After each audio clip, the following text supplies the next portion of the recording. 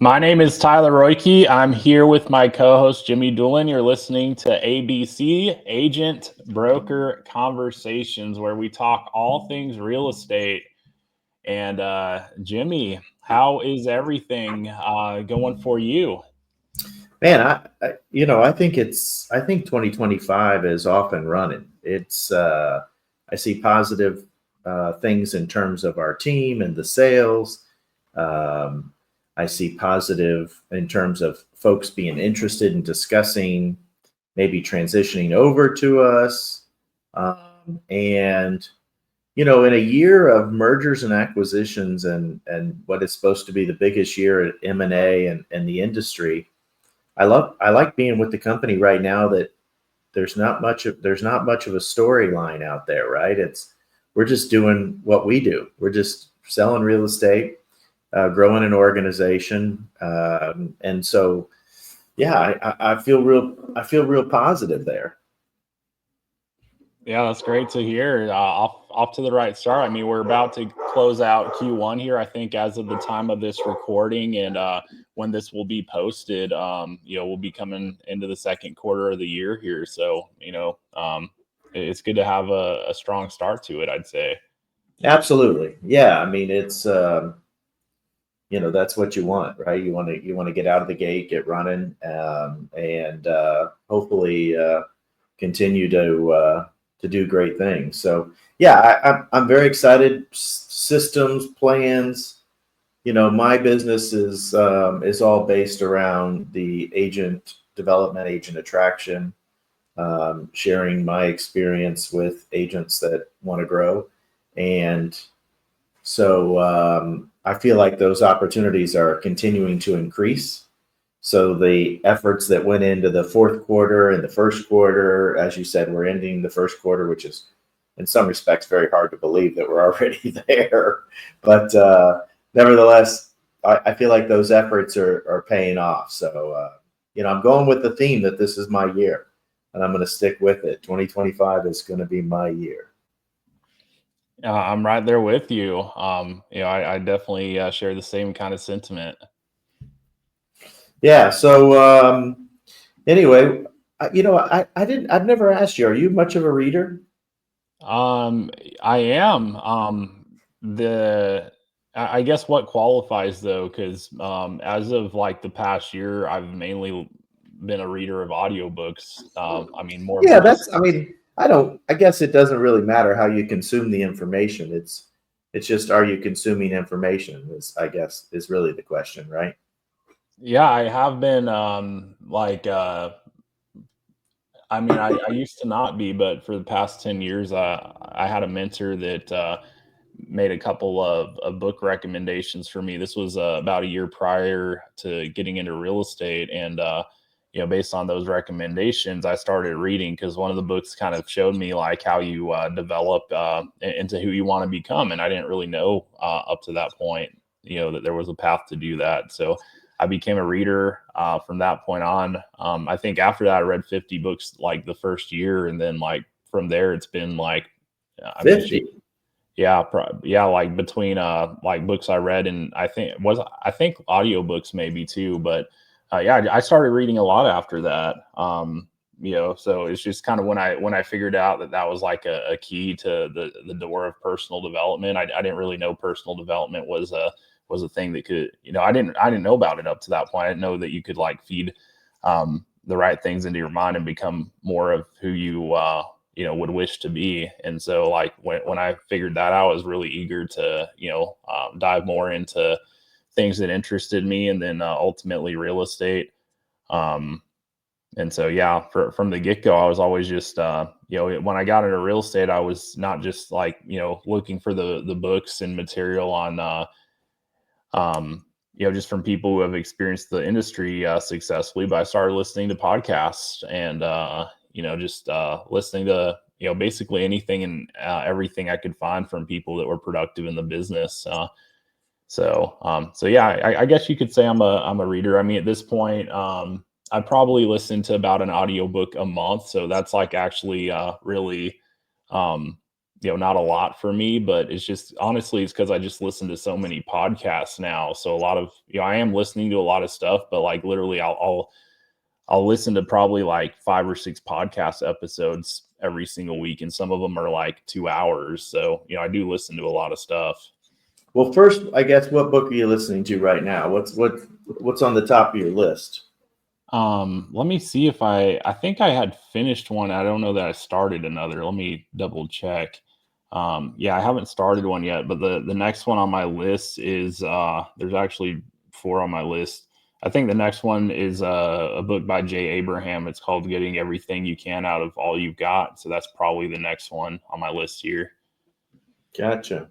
And so you said you're listening to a lot of podcasts. Talk to me about that, because it is I'm curious, like, are you working while you're listening, or are you just listening? Like, give me kind of the rundown of how you're doing it, and incorporating it into your day, and the time allocation, etc. Yeah, I listen. It's always while I'm doing something else that's kind of more of a passive activity where, it's like something where I can have something I'm listening to while I'm doing it. So I always listen when I'm making breakfast in the morning. And then if I'm doing any like household activities, like taking care of dishes or whatever. Yeah, and then the time I'll listen, like I guess I get the most listening in when I'm working out. So, I know a lot of people probably listen to music. I listen that's why I do a bulk of my listening, whether it's an audiobook or podcast, is when I'm in the gym, which I mean, my standard for working out is about an hour, like an hour a day, 5 times a week is usually about what I do.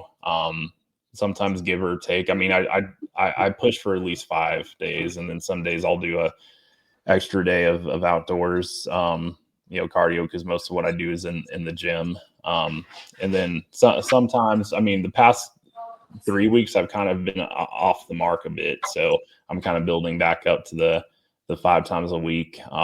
In the next week or two here, and gonna kind of keep my stride there. But that's where most of my listening is. So that's a solid, I mean, between the household stuff and the gym, that's probably a solid 7-8 hours a week of listening to stuff.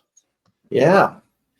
Yeah, I guess that's, so I work out with a trainer, so I on those 2 days, but I do tend to go and just especially in the wintertime, brisk walk on the treadmill, just to keep the cardio going.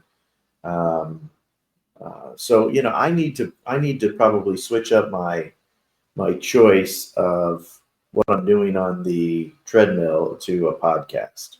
And what's your favorite podcast, and why? I mean, like, what are you enjoying these days? Yeah, my favorite, it's a show called Real AF by Andy Frisella. That's my go-to. And it's I mean, I've been listening to Andy's show probably since 2017, and it's kind of evolved over the years. And so I mean, the reason why is he's very knowledgeable in the world of business, and growing and scaling a successful organization. He's not a real estate person, although his companies own a lot of real estate just with what they do. But he's just super knowledgeable, and he's kind of had the mentality ever since he launched his show. I think back in 2015, if not 2016, of like basically just sharing everything he knows about building stuff with those who are willing to listen. So and over like kind of the more recent years, his shows kind of evolved to be like most of what he talks about is current events at this point.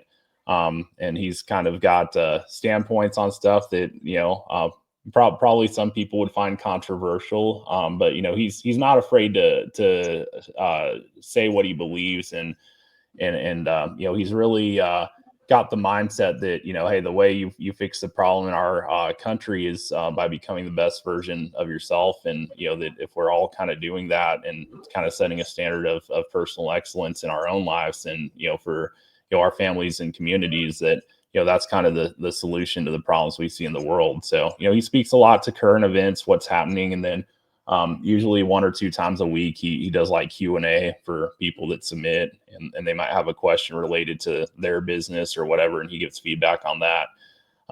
But yeah, it's nice too, because it's a variety. It's like a lot of what he does, and there's different formats for his show. Like sometimes it's they call it cruising the internet, where they bring up 3 topics of, current events and stuff and kind of share their input on it.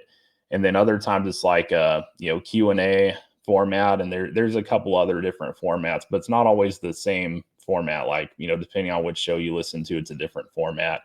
And they just kind of he brings humor into it. They got a sense of humor, it's just it's entertaining, it's insightful. I mean, for someone that's business minded and not the kind of person that gets offended easily, it's a great listen.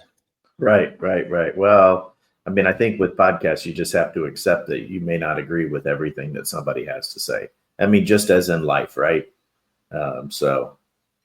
Hey, so tell me this, as we wrap up this first quarter, where are you with your goals? Like, I know you had some personal attraction goals. So where do you sit on that? Yeah. I was just looking at this last night, actually. So I know, I mean, I guess the month's not over, but we are nearing the end. Yeah, as far as my personal attraction goes, I'm behind pace, but I'm still it's funny, I'm behind pace on my goals. So I've personally attracted 5 people that have onboarded, and I have 2 more that have applications in right now, and I think there should be another one that's putting his app in. So that's a total of 7, if not 8. And then Nice. I'm having new conversations this week. I'm optimistic that at least 1, if not 2 of them will go somewhere. So we'll see what happens, and maybe I meet someone new this week. That's the goal, at least every week. But yeah, so anyway, I'm behind because like my goal for the year was 60, if what I have written down is correct. And so I'm at 5 with 2 more on the way. So I'm like halfway. Basically, I've got like half of what I would have needed in my pipeline for Q1 to be on par for the year. Well, I'm a heck of a lot further behind than you. But I feel like the culmination is, there's a stair-stepping process. So yeah, I'm further behind, but I guess I also envision that there'll be all those efforts will come to a culmination, and there'll be like, maybe as opposed to doing 1 in a week, maybe you'll have 5, 6, 7 in a week, and or maybe in a month you'll have a really powerful month. It'll seem unreal, because kind of like real estate transactions, where you have a great month and then you have a slow month, because you kind of built up to that month, and then all of a sudden, bam, you have this huge production month, and then the next month isn't as strong. So but yeah, I'm definitely behind where I thought I would be at this point. There's a momentum building. I feel my bigger goal though was my second tiers. That's agents that my personal agents bring in. My goal was to help 10, or my goal is to help 10 get to 10, which would be 100. Which I have 8 that got added of my tier 2 so far. So anyway, it's kind of similar, like I guess a little less than halfway there on that one. So anyway, yeah, I'm pushing myself to just get more of the key inputs in place to keep building upon this momentum and just increase it here in Q2. And I definitely see the key ways that I can do that. So that's what I'm focused on here. Just to put it in perspective, though, it's like, on one hand, like I feel way behind, but on the other hand, I looked at the leaderboard and like I'm ranked 65 in personal attraction for the year out of like 80,000 agents. So I guess I'm not doing too bad, but I kind of like to measure myself against like, what my goal is, and not necessarily just, hey, just based on what everyone else is doing or not doing. Like, so I kind of set that aside. I'm like, okay, I guess, just, hey, reminder, you're not doing terrible, but at the same time, I do see how I could do significantly better. So that's what I'm going to be focused on. Yeah, well, 65 is, like you said, that's not a bad number out of 89, 88,000, whatever exactly it is. That's, but it's, it doesn't really matter if it doesn't hit your goals, right? If it's not what you set out the standard for yourself. So, yeah, I think that the end of this month will certainly be the momentum for me should be in this last week, 10 days, whatever of the month is what I'm expecting. So anyway, what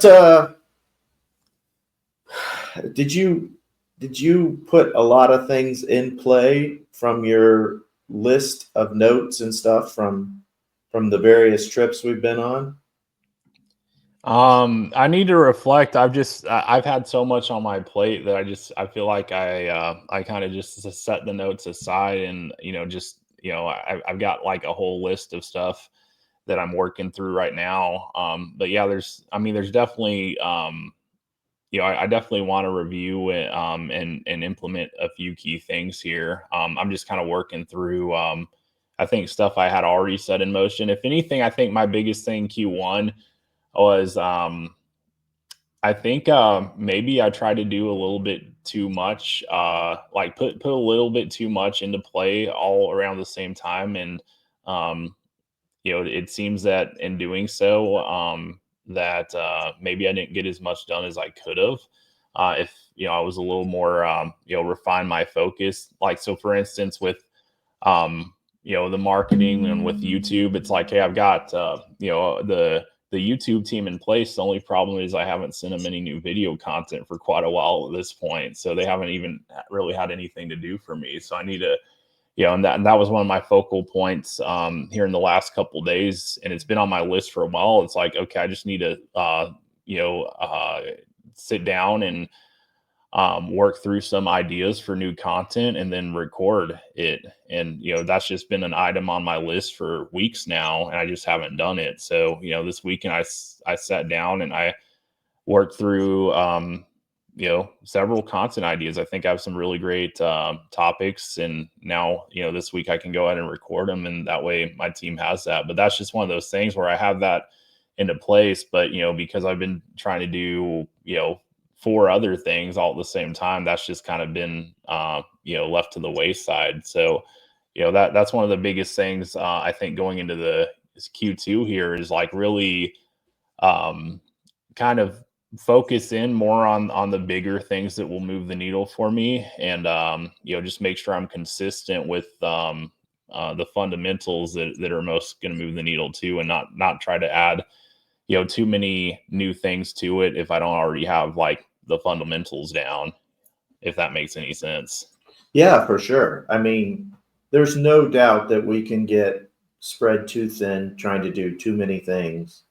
I mean, and I do believe, I don't pose this as an excuse. I can certainly, I'm certainly responsible for me and the ability to do these things. But, Dallas, then for a few days, and then Jacksonville with my son for a few days, then back for half a week, and then off to Cabo for that event.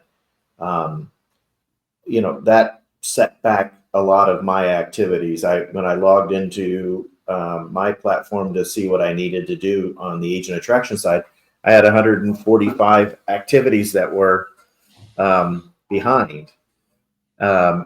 As of today, which was last week, and then the start of this week, I'm down to I think I have 107 activities behind.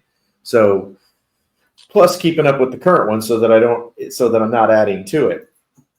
So, I can totally relate to what you're saying. If you put too much out there or go too many directions, it gets in the way. But the flip side is that I love staying accountable to it. I love seeing it. I love knowing, hey, this is where you are. This is what you need to do. And you can feel momentum as it comes along, right? You can start to really feel those things.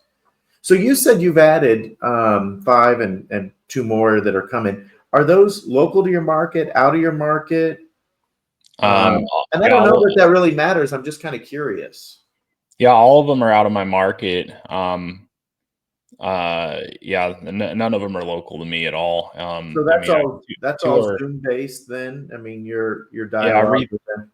yeah, everything's from Zoom. Most of them came off my YouTube channel. I think 5 of the 7, if I'm not mistaken, were from my YouTube channel. Nice. Which again, it kind of goes back to the facts like, okay, I hired a video editing team 2 months ago, so that hasn't even had an opportunity to like to build, like, you know, I put that into place to build the momentum I'm seeing off YouTube. And so, like, you know, 5 of the 7 were off YouTube. It's not because I did something new 2 months ago. Like that hasn't even really taken effect yet, because I haven't even put enough new content out for that to, like, these are people I reached previous to doing that, you know, that have seen my stuff prior. So, you know, point is, I made a big investment. And that's one of the things, like, if I'm seeing, you know, 5 off my YouTube channel and I see a big opportunity to even grow that, like, I need to prioritize that, you know, at the top of my list, as far as things I'm doing, and really just making sure that that's covered first before I, you know, add to it. And it kind of is a reminder to me, like, you know, thinking back to,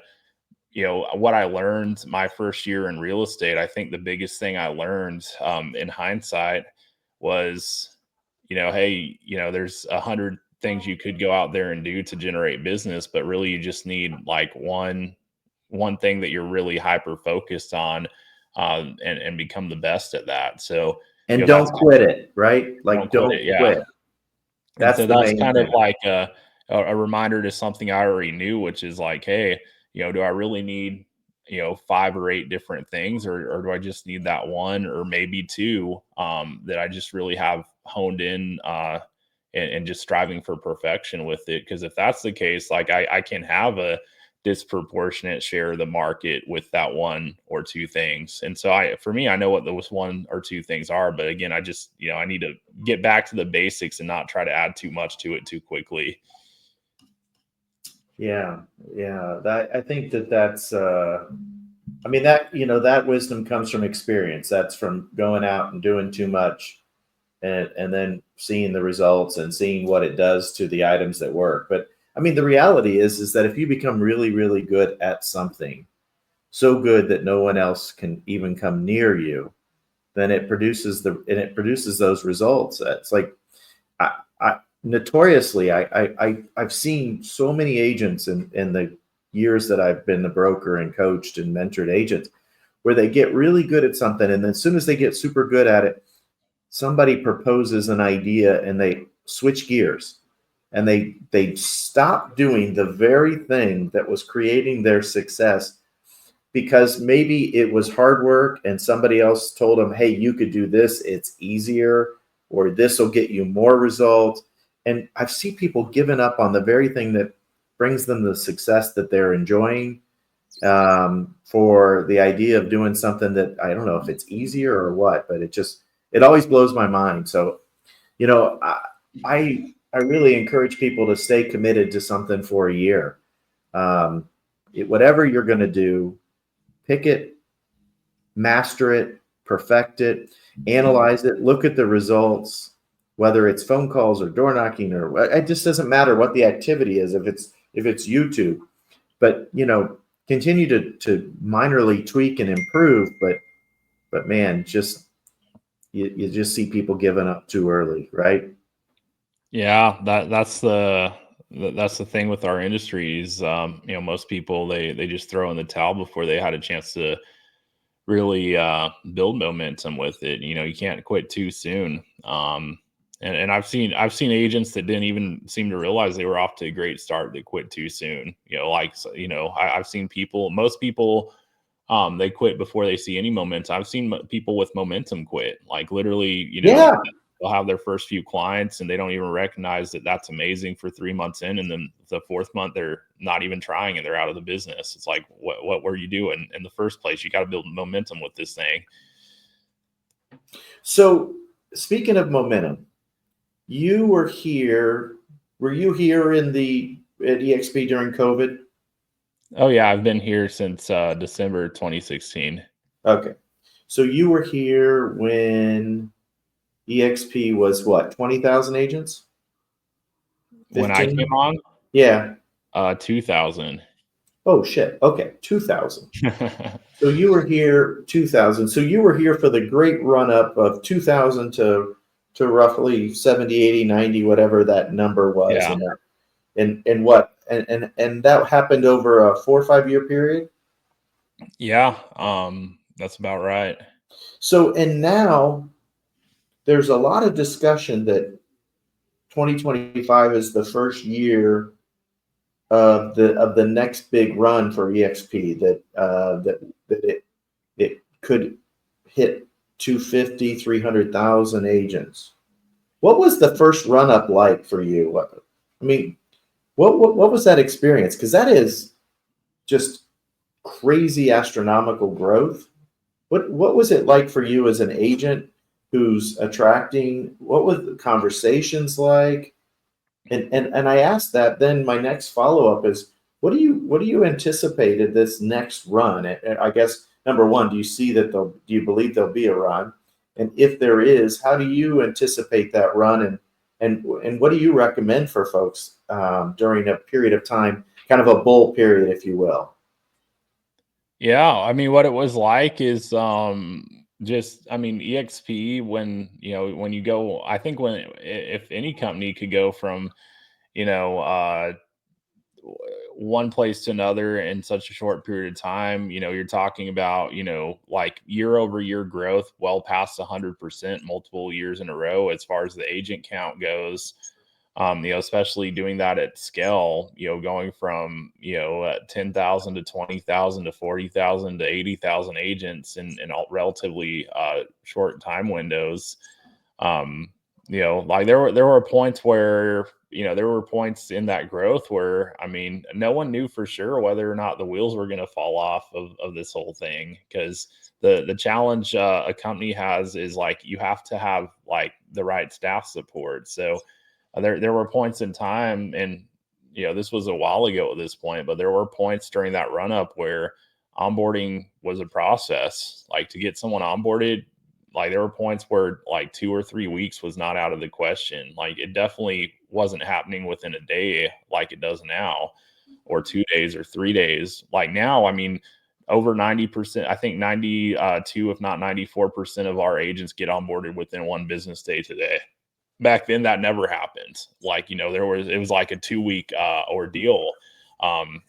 Best case scenario for some of that, run. And there were people that had a bad experience just off the cuff because, they weren't able to get plugged in right away. So that was a hard time for, people that were, growing, or really, who believed in the vision and everything. And then, their initial experience was that they're just, not having, access to anything, or, just trying to get onboarded and deal with it. But that was just growing pains, because like, we're expanding so quick that like literally it's quicker than the company can get the right staff members into place to support the growth.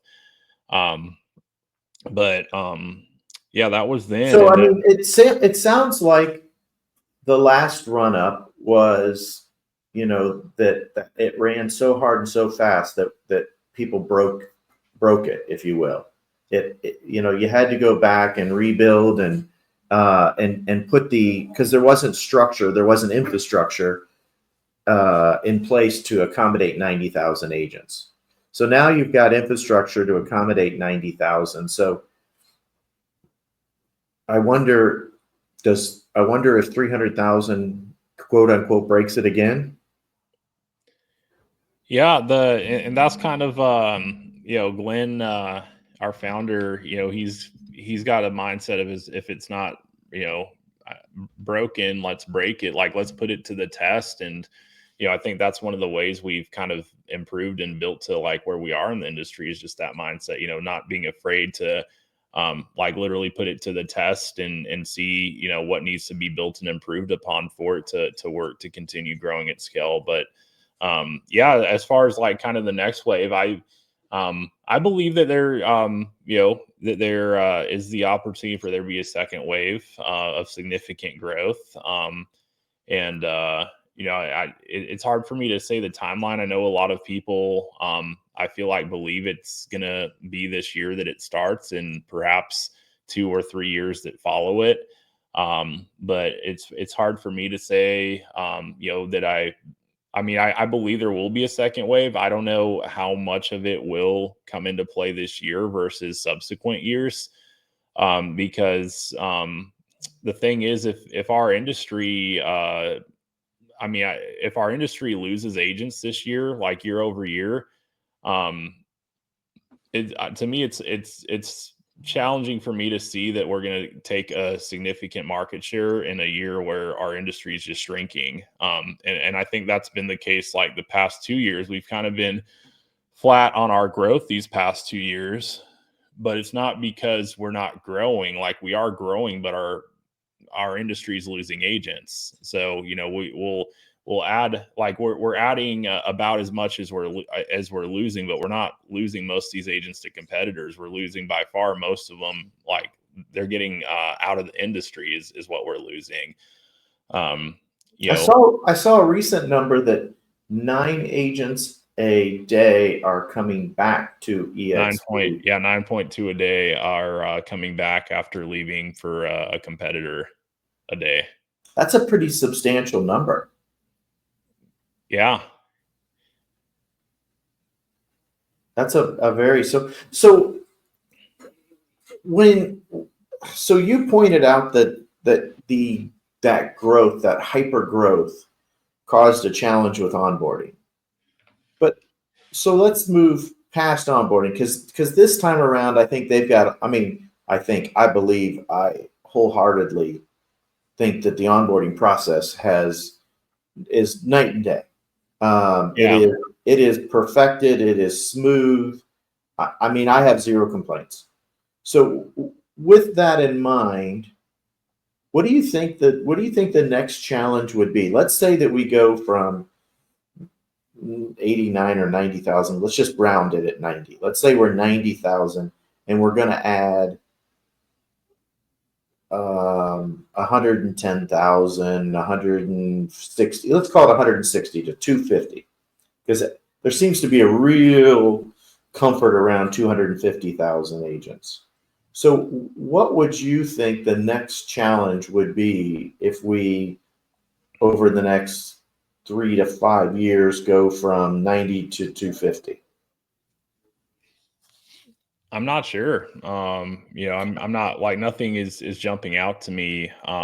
Nothing structural jumps out to me either. But so so the challenge was the onboarding, but the flip side, how was the conversation? How was when you picked up the phone and called an agent or did a video or got an email, or like, how were those conversations? How do they compare to today? Were they easier? Were they harder? Were you an order taker, kind of like the booming real estate market where all of a sudden, everybody wants to buy or everybody wants to sell? Like, what was it like? There was like, from when I came on board to what happened in the years ahead, like when we went from 2,000 agents to 20,000 plus, it was kind of a shift from like EXP Who to like people, like, they recognize the name, which depending on the person, that may or may not be a good thing. And I'd say probably more often than not a good thing, because people had, when people started recognizing the name more and more, it's usually because they associated it with something. And while we were growing at that rate, and like all the enthusiasm for what we were doing, especially those who were a part of that there's a lot of people that, that they saw the opportunity with agent attraction and revenue share, and they didn't really, just like me when I started, they didn't really know like what the right way to approach it was. So basically you have, like we quickly gained market share, but also quickly gained perception in our industry that we're all about recruiting. And that came from the relatively small percentage of people that were actually leaning into that opportunity, but a lot of people just weren't approaching it in the right way, meaning they were kind of just being like spammy to people, and not really leading with value or even a real relationship. So and it was like, again, a super small percentage of people, but like that kind of contributed to a perceived reputation, for a lot of people that, oh yeah, EXP, I'll just recruit, et cetera, et cetera. When really that's not the case. I mean, most 86% of our agents don't even participate in revenue share. They're here solely for the production. But that wasn't the perception in the marketplace as we were growing, because a lot of people were getting reached out to people about EXP, like, hey, come join me. You'll make all this money, this, that, the other. And it just wasn't the right, message to market. But the people that ended up coming on board, I like vast majority, there's someone who built a genuine relationship with someone who helped them like recognize the actual value in it. So that was the biggest difference I saw, was like going from like, okay, no one knew who EXP was, to people like recognize the name. And I don't want to say they knew who we are, because most of them don't, but they recognize the name, and usually they would associate it with any interactions they had with EXP people up to that point, which a lot of people just, weren't open-minded based on the interactions they had up to that point. So when you talk to somebody today and they've had some interaction, or they have some knowledge on EXP, how do you handle it? Because I can tell you what I handle. When I have a conversation and somebody says, hey, is this all about recruiting and this, that, and the other? And I just tell them that the business model is just different. And that is, EXP, instead of hiring professional recruiters, just believes in rewarding people for making this company better. And that's it. I mean, that's my explanation, and I don't see how that's wrong. And everything that EXP does in terms of how they incentivize, reward people, they reward people for making this a better organization, whether it's mentoring agents, whether it's educating yourself, whether it's showing up at an event and sharing with others, whether it's attracting an agent that would make this a better company, whatever the case may be. I just view it that instead of hiring outside professionals that don't know anything about us, they incentivize within and reward people for their efforts to make us a better company. You see anything wrong with that? No, that's on point. I will tell people, it actually came up the other day on a call, was on, someone was expressing to me that they weren't really interested in the revenue share model. And I told them, that's perfectly fine. If that doesn't interest you. And I actually told them, well, here's how it still benefits you. It's because even if you never tap into that earnings opportunity, there are people who do. And that's a big reason on why you have top producers and top leaders that are willing to take time out of their day. If they didn't have an incentive to do it, they would just focus on their own production and not help, as many people as they do as a result. So even if you don't participate in it, it still benefits you in that way. And then I also just, emphasize, it's like, hey, EXP is a platform. It's an ultimate entrepreneurial platform, and you can do within that platform what you want. There's some people who are going to leverage that platform to sell as much real estate as they personally can. There's others who are going to leverage that platform to build their team out locally. And there's others, a relatively small percentage that are going to leverage that platform to build and scale an organization across the map. But what you decide to do with that opportunity is up to you. It's a platform that's going to allow you to unlock opportunity. But the point is, it gives you that opportunity. And what you do with it is totally up to you. So yeah, I like to just share with people, like I like to just show them more of what they're expressing to me. If someone is expressing to me that their biggest thing is more homes sold, I'm going to show them how to tap into our platform to do that. If someone's expressing to me that they want to build a team or organization, I'm going to show them how it makes sense to do that within our model.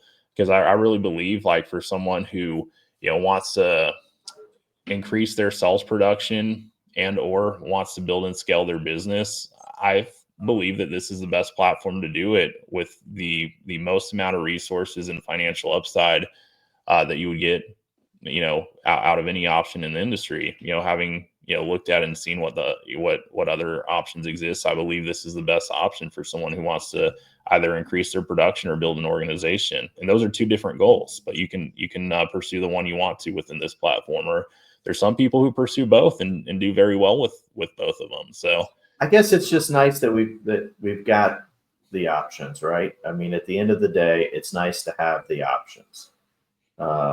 So, hey, yeah, exactly. Why wouldn't you want more options? Right. Why would you want less opportunity? Right. I mean, it's up to you just as it is in anything, it's up to the person. But, well, listen, I enjoyed this conversation. I really enjoyed the discovery. And next week, I want to talk about some of the ancillary sides of EXP, the international growth, the commercial growth. Like, I think we should talk about some of those other things that, I'm certainly not an expert in them, but maybe we could share on those subjects and just continue to explore a little further and dig into some of those things. So I don't know. Yeah, that sounds good to me. But I love the conversation, man. And Tyler, as always, a great pleasure hanging out with you for this time. I look forward to Monday mornings.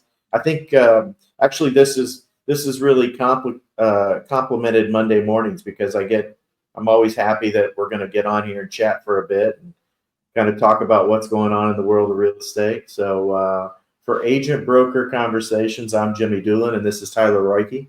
And join us each and every week for a conversation about the industry, whether you like it or you don't, or comment, post, share. We'd love to have your comments. We'd love to invite you on. We'd love to hear your complaints or your suggestions or your recommendations or anything in between. So until next week, make it a great week.